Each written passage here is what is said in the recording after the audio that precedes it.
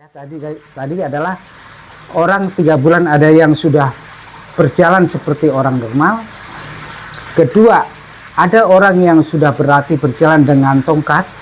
Ya. Ketiga, ada yang 3 bulan pasca stroke orang masih berlatih untuk berani berjalan, bahkan berani untuk berdiri 3 bulan. Bahkan ada juga 3 bulan ada yang masih di kursi roda, nggak berani untuk berdiri. Ada kemana-mana dibopong ada. Bahkan ada juga 3 bulan ada yang sama waktu kita kena stroke, serangan stroke, efek kita sama. Pertama adalah lemah, lemas, bahkan lumpuh, betul-betul lumpuh. Nah, itu sekarang masalahnya.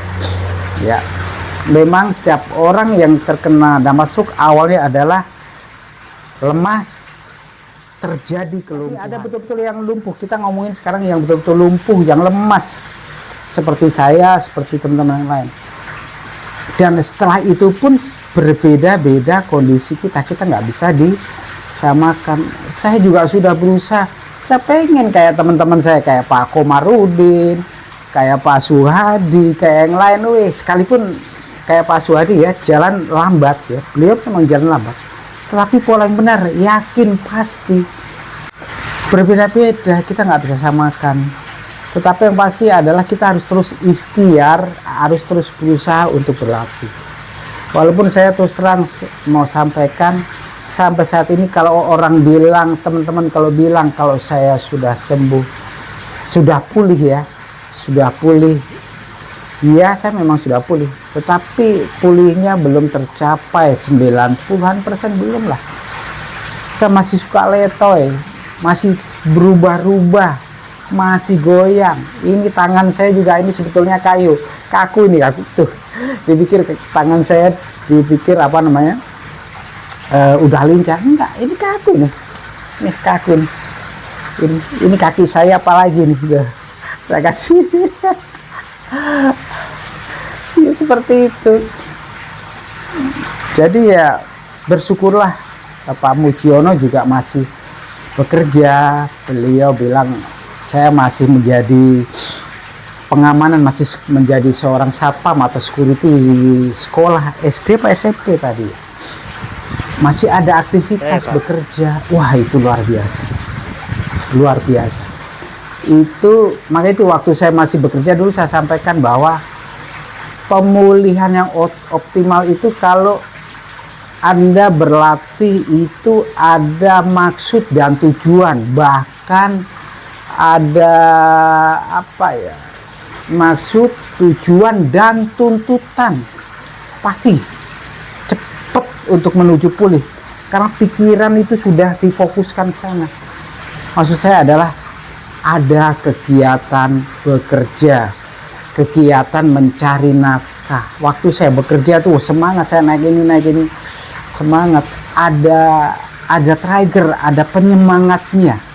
Nah sekarang saya sudah pensiun. Kadang-kadang, aduh mau jalan ke sana, mau kemana ya tujuan ya. Nah itu dia, saya mencari tujuan ini untuk menggerakkan tubuh ini juga saya harus mencari tujuan. Dan kalaupun saya latihan juga saya latihan keliling di kompleks saya di mana saya tinggal. Jadi itu saja sih saya pesan kepada teman-teman, stroker harus bahagia, viewers, subscriber, teruslah berlatih sesuai kebutuhan. Kalau bisa berlatihlah sesuai tuntutan. Contoh, saya juga ingat kawan saya sama stroker sudah pernah masuk di SAD juga, Bang Bubur Ayam Wahyu. Dia berusaha, dia sekalipun dia lemah sekali, dia berusaha untuk pulih. Pagi dia harus buat bubur, mau nggak mau kan tangan bergerak. Subuh-subuh bangun, pada dari subuh bangun dia nggak capek, nggak ada capeknya. Bangun dia harus naik motor, sekalipun naik motor dia jatuh berapa kali, bahkan sampai tumpah kemana-mana dagangannya, tapi dia berusaha bisa. Luar biasa Mas Wahyu. dia bisa akhirnya ada tuntutan tanggung jawab yang membuat dia harus bisa, dan itu dia bisa. Bahkan dia ada bengkel sepeda, bengkel untuk betulin alat-alat rumah tangga, kipas angin, bahkan mesin cuci dia bisa.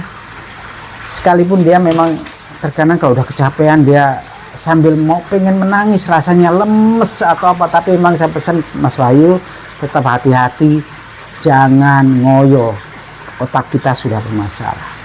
Banyak teman-teman kita juga yang sudah mulai membawa kendaraan karena seorang driver Grab, dia berusaha bisa karena dia ada tuntutan.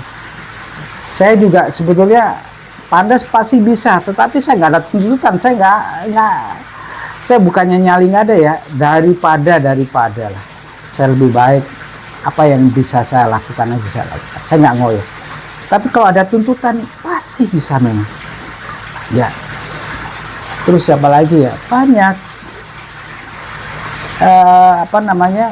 Ada yang harus memasak, ada yang punya warung, bahkan ada yang punya bengkel, Mas Budi yang ada di Semarang.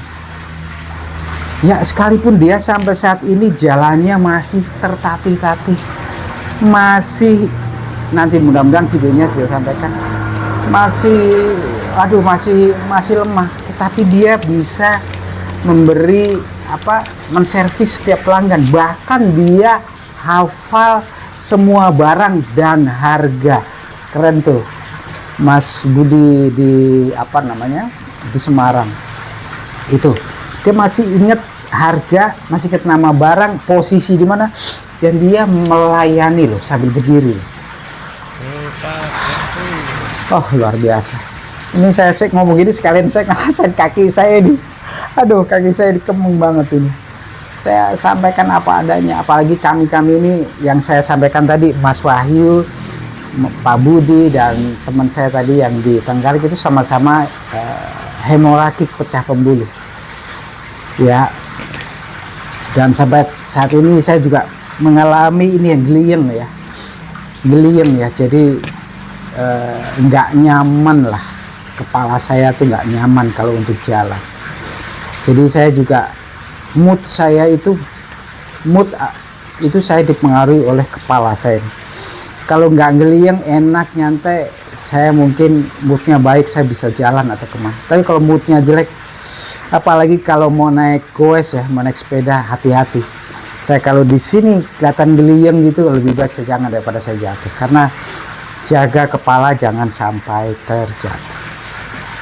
Itu saja sih, itulah pesan vlog saya sebagai seorang pasca-stroke, penyintas stroke, 3 tahun